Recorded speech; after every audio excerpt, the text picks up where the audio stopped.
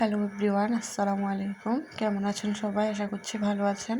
আলহামদুলিল্লাহ আমরাও ভালো আছি। যেখান থেকে আমার ভিডিওটি দেখছেন, ভিডিওটি যদি আপনাদের কাছে ভালো লেগে থাকে একটু লাইক কমেন্ট শেয়ার করে দিবেন। আর চ্যানেলে তো অবশ্যই নতুন, যেহেতু আমার এটা নতুন চ্যানেল, এখনও কোনো সাবস্ক্রাইবার নেই। ভিডিওটি যদি আপনাদের কাছে বিন্দু পরিমাণও ভালো লেগে থাকে একটু সাবস্ক্রাইব করে পাশে থাকবেন, অনুরোধ রইল আপনাদের কাছে।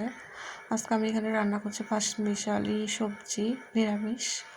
মাছ শুটকি কিছু ছিল না, আর আমার যেহেতু ফ্রিজ নেই, মাছ মাংস এনে সংরক্ষণ করার কোনো উপায় নেই, তাই মাছ শুটকি কিছু ছিল না হিসেবে পাঁচমিশালি নিরামিষ সবজি রান্না করতেছি।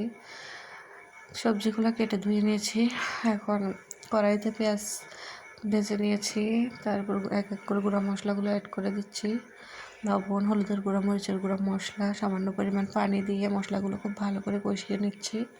আমার মনে হয় মশলা যত ভালো করে কষানো হবে তরকারির স্বাদ তত বেশি হয়। কার কাছে কেমন মনে হয় জানি না।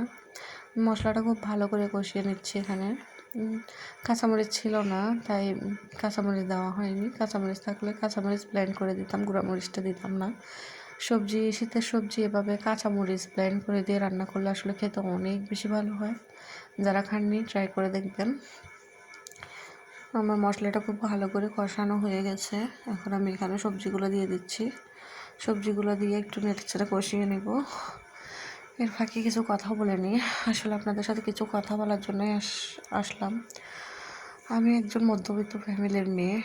বাবার বাড়ি অতটা আর্থিক অবস্থা ভালো না, শ্বশুরবাড়ির আর্থিক অবস্থাও ভালো না। আমরা ভালোবেসে বিয়ে করেছিলাম। আলহামদুলিল্লাহ আমার স্বামীর সাধ্য মতো আমাকে ভালো রেখেছে। ওনার সাধ্য অনুযায়ী উনি আমাকে ভালো রাখার চেষ্টা করেছে এবং রেখেছে, আলহামদুলিল্লাহ। এ নিয়ে আমার কোনো অভিযোগ নেই। কিন্তু আমার খুব ইচ্ছে হয় আমি আমার স্বামীর পাশে দাঁড়াই, তাকে একটু সাপোর্ট দিই, তার ইচ্ছেগুলো একটু পূরণ করি, মা বাবার ইচ্ছেগুলো একটু পূরণ করি, স্বামীর ইচ্ছে পূরণ করি।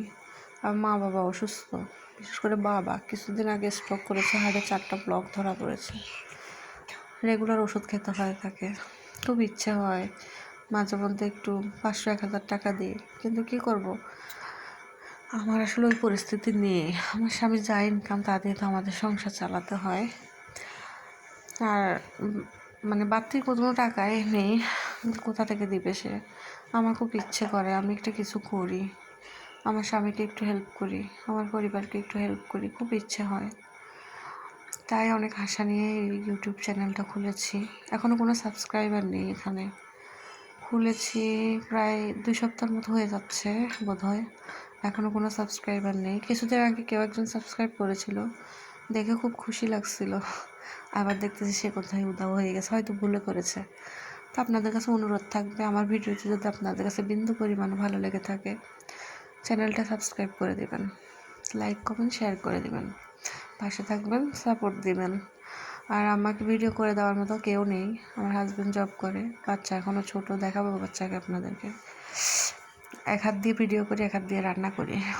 কথা বলতে বলতে আমার রান্নাটা প্রায় শেষ হয়ে যাচ্ছে। সবগুলো সবজি খুব ভালো করে কষিয়ে এখানে ঝোলের পানি দিয়ে দিয়েছি আমি, তারপরে কিছুটা পরিমাণ টমেটো দিয়ে দিয়েছি, দিয়ে এখন ভালো করে ঢাকনা দিয়ে ঢেকে দিব। এই তো আমার রান্নাটা কমপ্লিট। অফ ক্যামেরায় আমি এখানে কিছুটা পরিমাণ জিরার গুঁড়ো দিয়ে দিয়েছিলাম, যেহেতু আমার ধনিয়া পাতাও নেই। আসলে আজকে তেমন একটা কিছু ছিল না ঘরে, সেজন্য সব নেই বলতেছি, আপনারা কিছু মনে করবেন না। এখানে আবার ভাতও তুলে দিলাম রাইস কুকারে, ভাতও হয়ে যাক। আমার রাইস কুকারের ঢাকনাটা ভেঙে গেছিলো, এজন্য ফ্রাই প্যানের